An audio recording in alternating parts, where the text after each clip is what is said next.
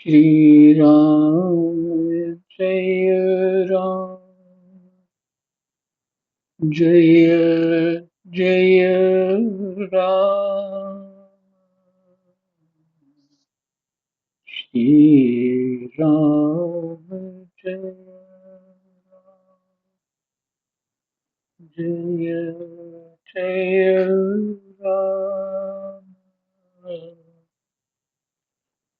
राधे श्याम राधे श्याम जय जय राधे श्याम राधे श्याम।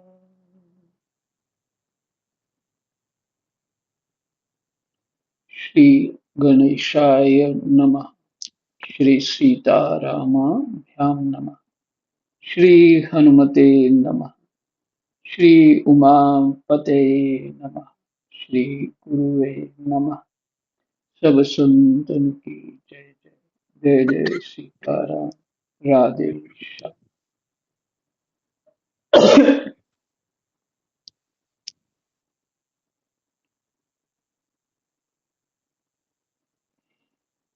कल का जो प्रसंग याद है उसमें ग्रंथि की बात करी थी। देहाभिमान रूपी ग्रंथि जो अविद्या से प्रकट होती है, अज्ञान से होती है।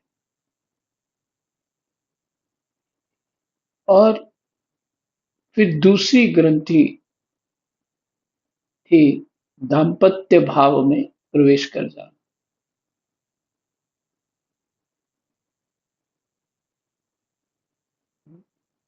उससे भी छूटना बहुत कठिन।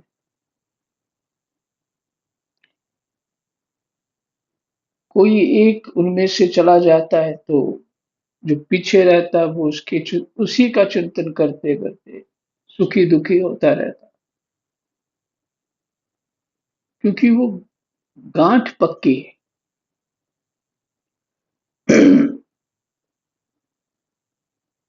और तीसरी ग्रंथि फिर एक बात किसी के विवाह के संबंध में थी। वो संतान उत्पत्ति होने पर दोनों पैर दलदल में। ये आपको सुना है, क्योंकि उनको तो बिल्कुल ही छोड़ सकते। जो अपनी संतान होती है उससे तो चित्त हटता ही नहीं, उसी का दिन रात चिंतन होता रहता है। तो ये भगवान की लीला है। और दूसरी तरफ माता मंदालसा ने बच्चों से कोई लगाव ही नहीं किया, सिर्फ अपना संकल्प पूरा किया। माता गंगा ने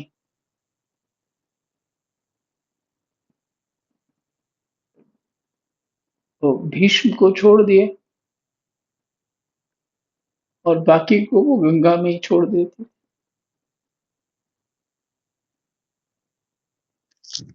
ऐसे हमारे पुराणों में अनेक नारियां हैं जो शरीर से नहीं बंधी हो, अपने ही देह से जो नहीं बंधता वो दाम्पत्य बंधन में कैसे बंध जाएगा। जो दाम्पत्य से नहीं बंधेगा तो वो संतान में कैसे बंधेगा।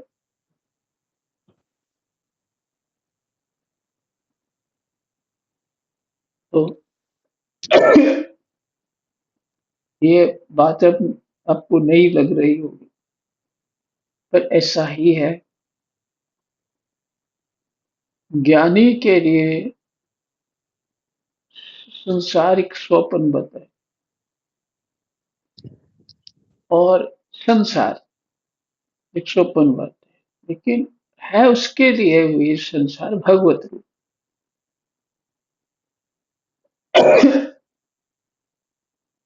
ऐसे गृहस्थी बहुत हुए।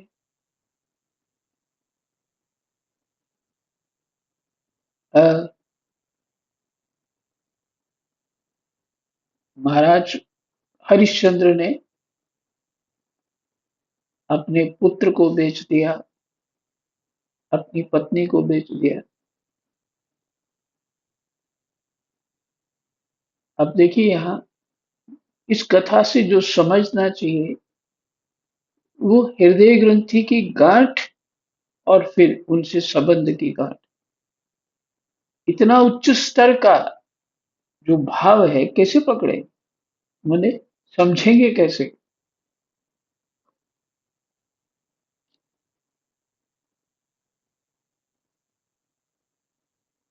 राम जी सीता जी को क्या बोलते हैं लंका में?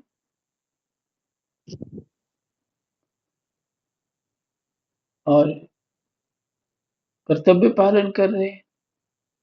ऐसा नहीं है कि अगर कोई साधारण मनुष्य विचार करता है ना तो वो ये विचार करता है कि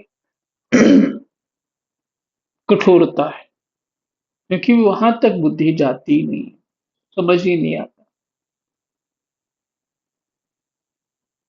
नहीं, अगर मैं भगवत रूप हूं तो वो भी है ना। लोक संग्रहित कर्म करते हुए राम जी ने सीता जी का त्याग किया। इसको समझना ही पुराण इत्यादि पढ़ेंगे तब समझ में आएगा, ऐसे नहीं समझ में आएगा। कुछ कुछ यहाँ संकेत मिले।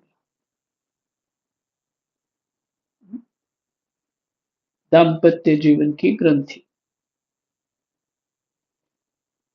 गोस्वामी जी लिखते हैं कि राम और सीता में भेद है ही नहीं।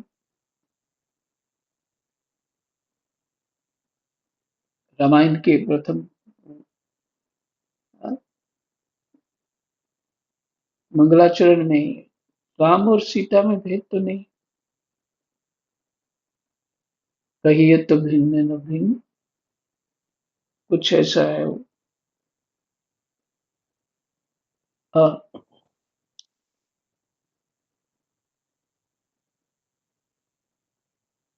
तो यहाँ विचार ये है कि भगवत स्वरूप होने में हम समबुद्धि से, भगवत बुद्धि से चिंतन व्यवहार कर सकते हैं।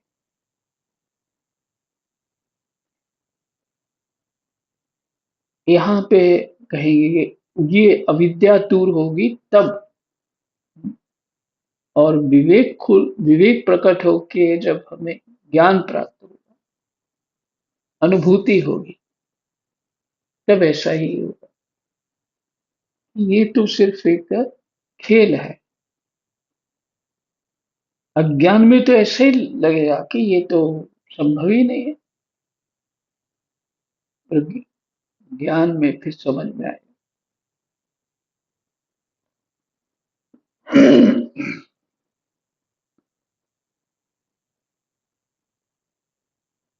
तो इन पुराणों का जो पाठ है उस तत्व का बोध करा देता है। ये ध्यान दें, हमें उसे ठीक ठीक समझे। जितना बोध चाहिए वहां से मिल जाए, जितना चाहिए होता है एक चीज को। बा, बाकी सब बोध तो भगवान गुरु रूप होकर के देते।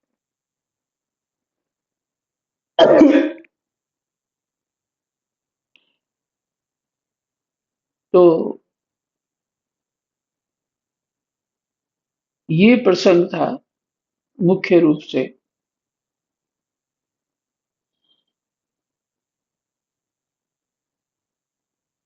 तो आपने कहा 9 श्लोक तक पाठ हुआ।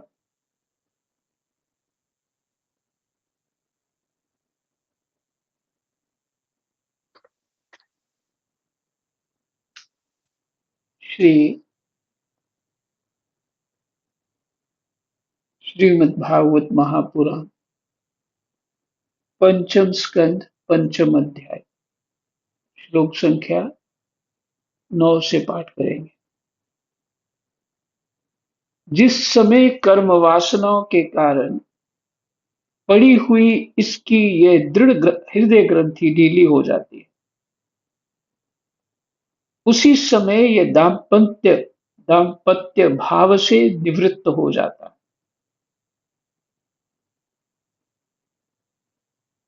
अविद्या से कर्म वासनाएं होती हैं, उसी से ये ग्रंथि दृढ़ हो जाती है और सत्संग से ढीली हो जाती है।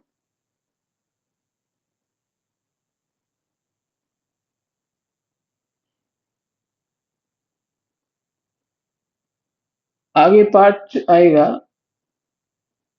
जो एक राजा हैं, उनके पुत्र जो है, रानी जहर दे के मार देती।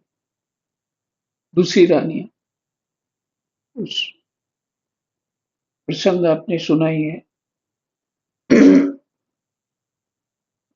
पता नहीं, ऐसे लग रहा है पीछे पढ़ लिया है, पर मुझे लग राजा रहा है चित्रकेतु। चित्रकेतु। तो उनके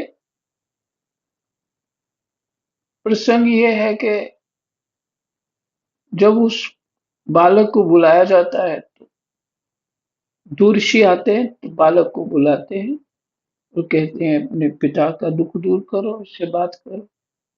तब वो कहता है, मेरे अनंत जन्म हो चुके, मेरे कितने माँ बाप हैं मैं गिन ही नहीं सकता, और मेरी कितनी संतानें हैं मैं उसको भी नहीं गिन सकता। तो वो तो कुछ और शब्द कहते हैं, मैं कह रहा हूं कि मैं किस किस को रहूं, कितने जन्मों के माँ बाप को रहूं, जन संतानों को रहूं, है? तो ये सब कर्म का खेल है, यहाँ कुछ है ही नहीं है, खेल एक कर्म का है सारा। जो यहाँ सदाचार रूपी भावनाएं रखी जाती है, धर्म कर्म की भावनाएं रखी जाती हैं, वो चित्त शुद्धि करती हैं। वो, वो संसार को दृढ़ करने के लिए नहीं, वो चित्त शुद्धि के लिए। तभी वैराग्य होता है ना, चित्त शुद्धि होने पे वैराग्य। तब समझ में आ जाता है कि संसार तो खेल जैसा है, स्वप्न बात।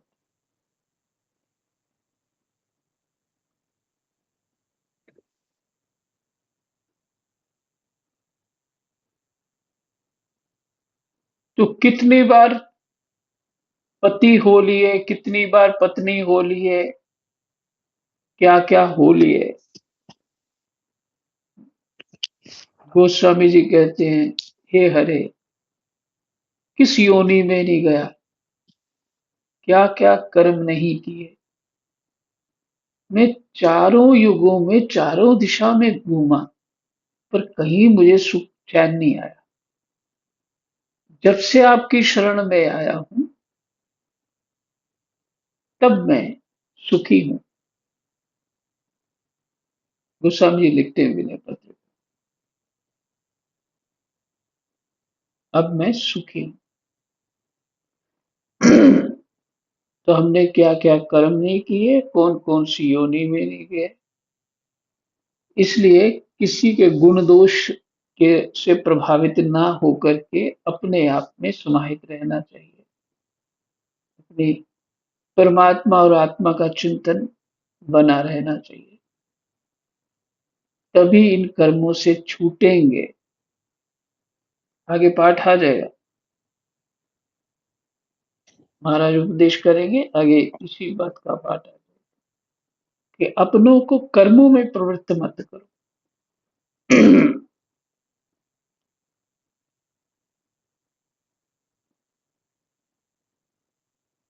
संसार के हेतुभूत अहंकार को त्याग कर जब सब प्रकार के बंधनों से मुक्त हो परम पद प्राप्त कर लेता है। पुत्रो, संसार सागर से पार होने में कुशल तथा धैर्य, संसार सागर से पार होने में कुशल तथा धैर्य, उद्यम, उद्यम मैंने अपना उद्योग, परिश्रम एवं सत्व गुण विशिष्ट पुरुष को चाहिए। कैसा होना चाहिए? संसार सागर को जिसने पार करना, कुशल होना चाहिए, धैर्य होना चाहिए, उद्यमी होना चाहिए एवं सत्व गुण विशिष्ट होना चाहिए। ऐसे पुरुष को चाहिए कि सबके आत्मा और गुरु स्वरूप मुझ भगवान में भक्ति भाव रखने से, सबके आत्मा और गुरु स्वरूप मुझ भगवान में भक्ति भाव रखने से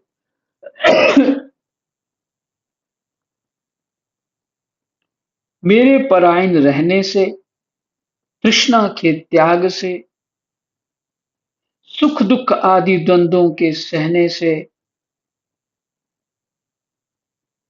जीव को सभी योनियों में दुख ही उठाना पड़ता है। इस विचार से कहाँ न गए हो, क्या न किए, सभी योनियों में दुख बिटा उठाना ही पड़ता है। किसी भी कोई भी योनि अच्छी नहीं। इस विचार से, तत्व जिज्ञासा से, तप से, सकाम कर्म के त्याग से, मेरे ही लिए कर्म करने से,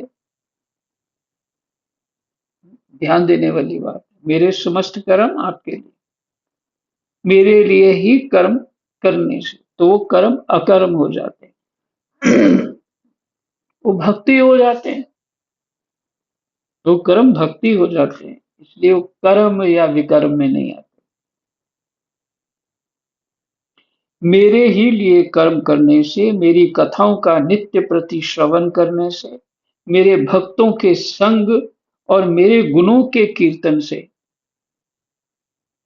वैर त्याग से, समता से, शांति से और शरीर तथा घर आदि में मैं मेरेपन के भाव को त्यागने से, मैं मेरेपन का भाव यही तो ग्रंथी बताइए ना। मैं शब्द ही अविद्या से उत्पन्न हो गया और फिर मेरा, मैं मेरा मेरेपन का भाव को त्यागने से, अध्यात्म शास्त्र के अनुशीलन से, एकांत सेवन से, प्राण इंद्रिय और मन के संयम से, शास्त्र और सत्पुरुषों के वचन में यथार्थ बुद्धि रखने से,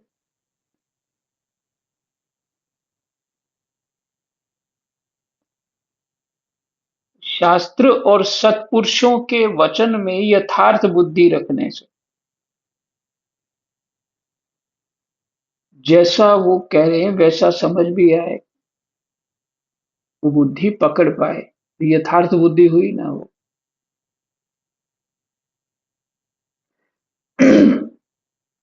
कह कुछ रहे, हम समझ कुछ और रहे अपनी भावना से, अपने ज्ञान से, तो ये यथार्थ तो नहीं हुआ।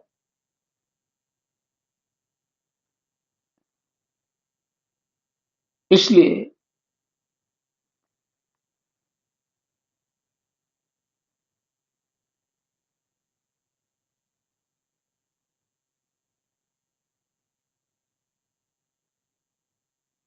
पूर्ण ब्रह्मचर्य से, कर्तव्य कर्मों में निरंतर सावधान रहने से, वाणी के संयम से, सर्वत्र मेरी ही सत्ता देखने से, अनुभव ज्ञान सहित तत्व विचार से,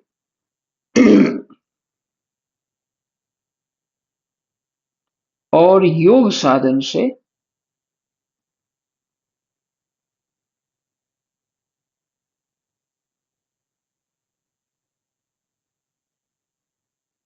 अनुभव ज्ञान सहित तत्व विचार से और योग साधन से अहंकार रूप अपने लिंग शरीर को लीन कर दे।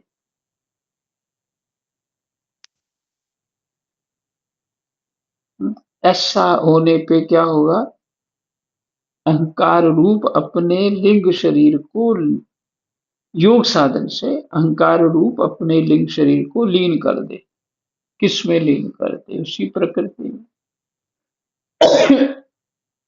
ये अहंकार प्रकृति का होता है। परमात्मा में कोई गुण होता ही नहीं, सच्चिदानंद है। बाकी सब कुछ प्रकृति में, विद्या अविद्या सब कुछ प्रकृति में। मनुष्य को चाहिए कि वह सावधान रहकर अविद्या से प्राप्त इस हृदय ग्रंथि रूप बंधन को शास्त्रोक्त रीति से इन साधनों के द्वारा भलीभांति काट डाले। मनुष्य को चाहिए कि वह सावधान रहकर अविद्या से प्राप्त इस हृदय ग्रंथि रूप बंधन को शास्त्रोक्त रीति से इन साधनों के द्वारा भलीभांति काट डाले।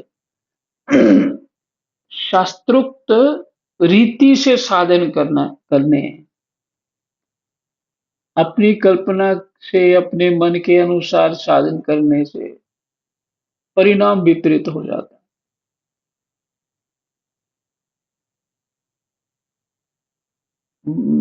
श्री मथुरादास भक्तमाली जी कहते हैं कि जो शास्त्रोक्त नहीं करता उसकी ये स्थिति होती है। वो एक पद है और है भी अ, उसका, मुझे लगता है उसका तुलसीदास जी का ही है। शायद आप लोगों ने विनय पत्रिका में पढ़ा हो, मैंने ध्यान नहीं दिया। उसमें है कि जैसे कोई व्यक्ति, किसी ने खेत पास में लगाया था, एक पक्षी उस पेड़ के खोडर में रहता था और वो जब भी निकलता और उसमें पक्षी को पक्षी वो खेत में से नुकसान करता, खाता जो भी लगाया था। एक दिन किसान आया, उसने विचार किया इसको मैं पेड़ को काट दूंगा और पक्षी को मार दूंगा, मेरा बहुत हानि कर रहा है। तब उसने बड़ी मेहनत करी और पेड़ काटा। पेड़ गिरते ही पक्षी उसमें से उड़ गया और कहीं दूसरे पेड़ में बैठ गया। तो बताते हैं कि जो शास्त्रोक्त विधि से आचरण नहीं करता उसको ऐसा ही परिणाम मिलता है, केवल परिश्रम प्राप्त होता है। जो फल होना चाहिए था उस कर्म का वो प्राप्त नहीं होता। विहंग तरु जैसे, कुछ इस तरह से थोड़ा एक आध शब्द याद है।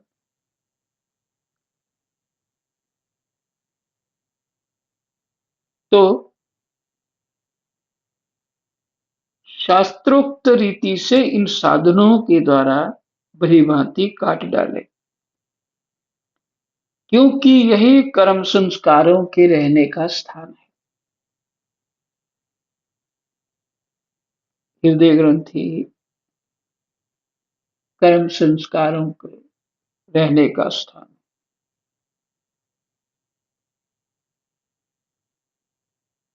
तदनंतर साधन का भी परित्याग कर दे। जो साधन कर रहे थे उसका भी सहज में ही परित्याग हो ही जाएगा, परित्याग साधन का सहज में, क्योंकि बुद्धि ऐसी हो जाएगी।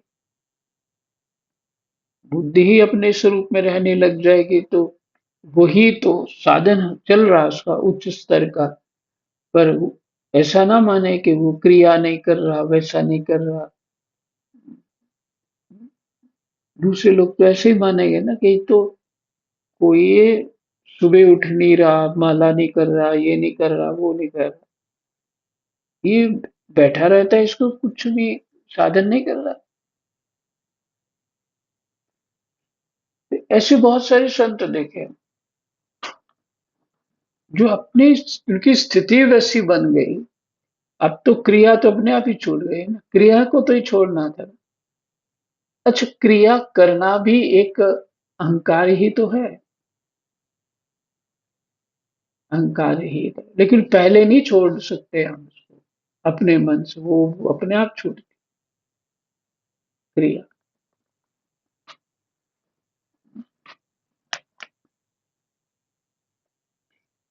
तो उस समय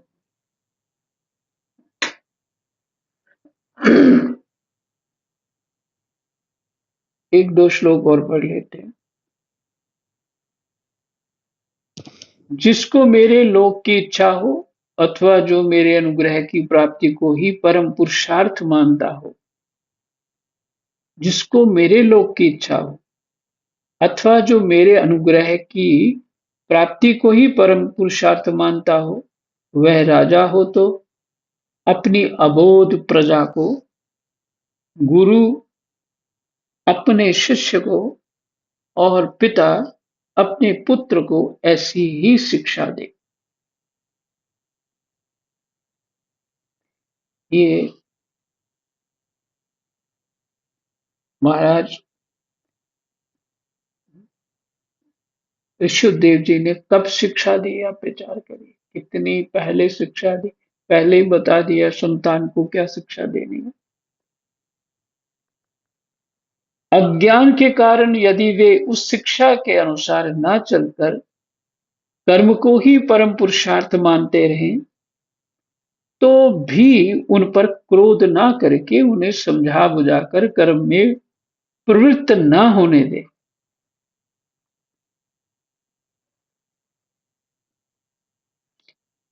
देखिए, प्रारब्धवश जीव कुछ ना कुछ कर्म अपने नित्य कर्म के लिए, अर्थात भोजन सामग्री इत्यादि जो भी व्यवस्था होती है वो कर ही लेता है। समस्या वहां आती है जहां पे हम अपना मान बढ़ाने के लिए कुछ ना कुछ पापड़ बेलते रहते हैं, बुद्धि सारी तो उसमें लग जाती है। साईं इतना दीजिए जामे कटुम्ब समाए, मैं भी भूखा ना रहूं साधु ना भूखा जाए। बस इतना ही चाहिए।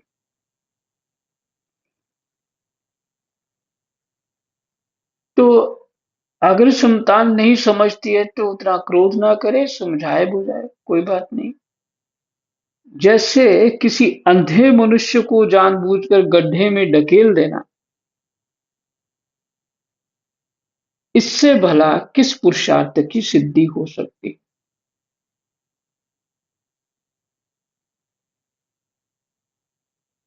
वो जानता तो है नहीं, जो पहले ही विषयी है उसको और सुविधा जुटा के देने का हम पूरा जीवन दे देते हैं।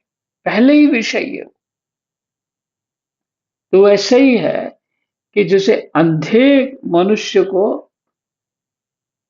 जानबूझ के गड्ढे में डाल रहे, पहला अहंकार शरीर का नहीं छोड़ रहा, तो और सुख देंगे और प्रॉपर्टी बना के देंगे, तो वो कहेगा मेरा खानदान ऐसा, मैं ऐसा, मैं ऐसा, मैं ऐसा। और थोड़ी भी किसी ने अपमान किया तो फिर उससे इतना दुख होगा, क्योंकि अहंकार ही इतना बढ़ाया हुआ, मैं ऐसा।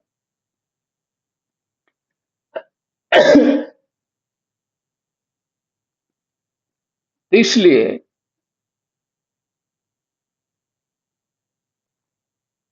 ये ऋषभ देव जी कह रहे हैं बच्चों को कि ऐसा करे, ऐसा ना करे।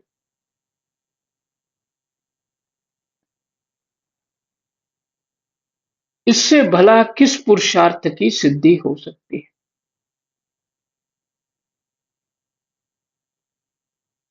जो पहले ही विषयी है, पहले ही पहले ही संसार को सत्य मान रहा है, अपने आप को ही सत्य मान रहा है, इस माने विषयों में लगा हुआ और कुछ नहीं, जो दिखता समझ आता उसी के सुख में लगा हुआ है।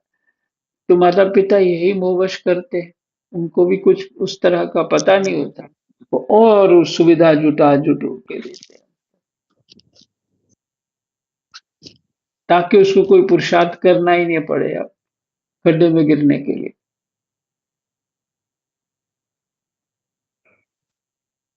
तो कहते हैं, इससे भला किस पुरुषार्थ की सिद्धि हो सकती है, उनका क्या भला हो सकता है। अपना सच्चा कल्याण किस बात में है, इसको लोग नहीं जानते। इसी से वे तरह तरह की भोग भोग कामनाओं में फंसकर तुच्छ क्षणिक सुख के लिए आपस में बैर ठान लेते हैं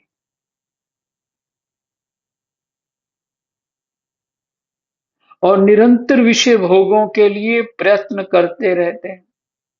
वे मूर्ख इस बात पर कुछ भी विचार नहीं करते कि इस वैर विरोध के कारण नरक आदि अनंत घोर दुखों की प्राप्ति होगी।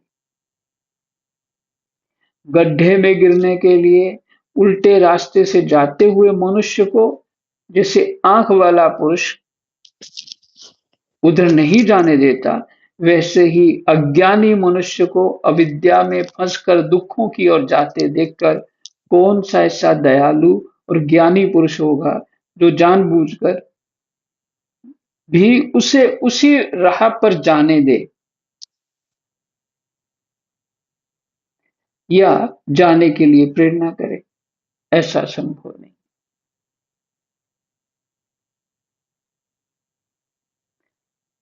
मुझे किसी ने पूछा था उधर, क्या नाम लेना है, नाम तो नहीं लूं, कि तो उत्तर दिया था बहुत साल पहले की बात कि उस संत ने जिस चीज को छोड़ के आया और भजन साधन में लग गया और तुम उसके पास जा रहे हो कि मुझे महाराज विषय भोग चाहिए, तो क्या वो देगा।